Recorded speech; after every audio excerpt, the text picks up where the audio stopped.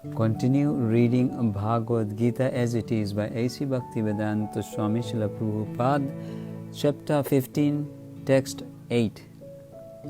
Sariram yad evapnoti yad chapi utkramoti swaraha grihitva itani samyati vayur gandhan nivasayat.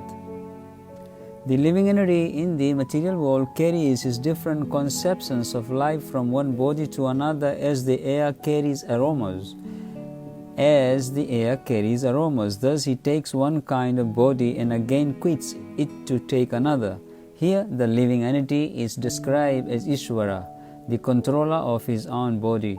If he likes, he can change his body to a higher grade, and if he likes, he can move to a lower class.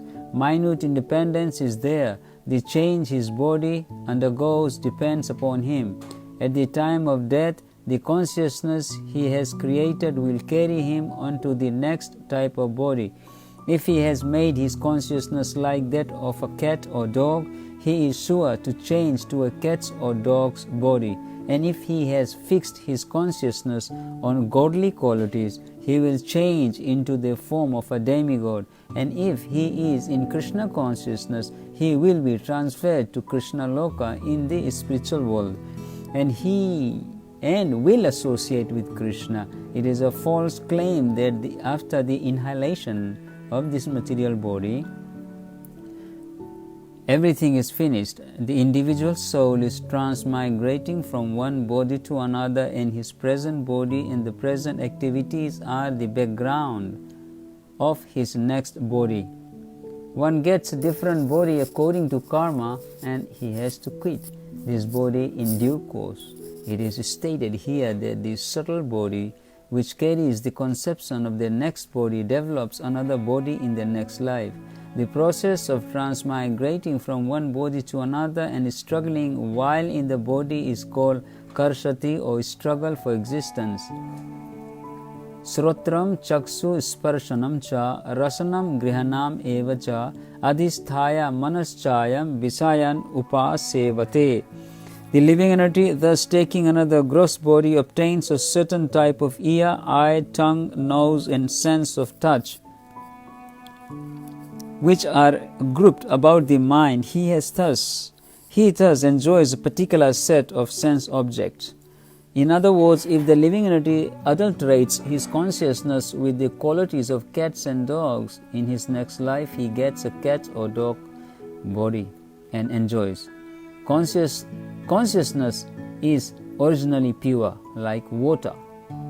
But if we mix water with a certain color, it changes. Similarly, consciousness is pure, for the spirit soul is pure. But consciousness is changed according to the association of the material qualities. Real consciousness is Krishna consciousness. When therefore one is situated in Krishna consciousness, he is in his pure life. But if his consciousness is adulterated by some type of material mentality, in the next life he gets a corresponding body. He does not necessarily get a human body again. He can get the body of a cat, dog, or hog, demigod, or one of many other forms, for there are 8,400,000 species. Utkramantam stitam vapi bhunjanam va gunanvitam vimudha nanu pashyanti gyan chaksusaha. The foolish cannot understand how a living entity can quit his body, nor can they understand what sort of body he enjoys under the spell of the modes of nature. But one whose eyes are trained in knowledge can see all this. The word jnana chaksusa is very significant. Without knowledge, one cannot understand how a living entity leaves his present body, nor what form of a body he is going to take in the next life, nor even why he is living in a particular type of body. This requires a great amount of knowledge.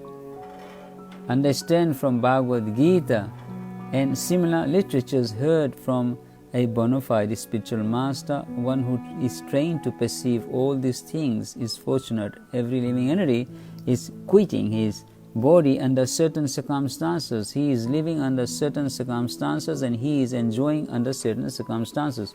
Under the spell of material nature, as a result, he is suffering different kinds of happiness and distress. Under the illusion of sense enjoyment, persons who are everlastingly fooled by lust and desire lose all power to understand their change of body and their stay in a particular body. They cannot comprehend it. Those who have developed spiritual knowledge, however, can see that the spirit is different from the body and is changing its body and enjoying in different ways.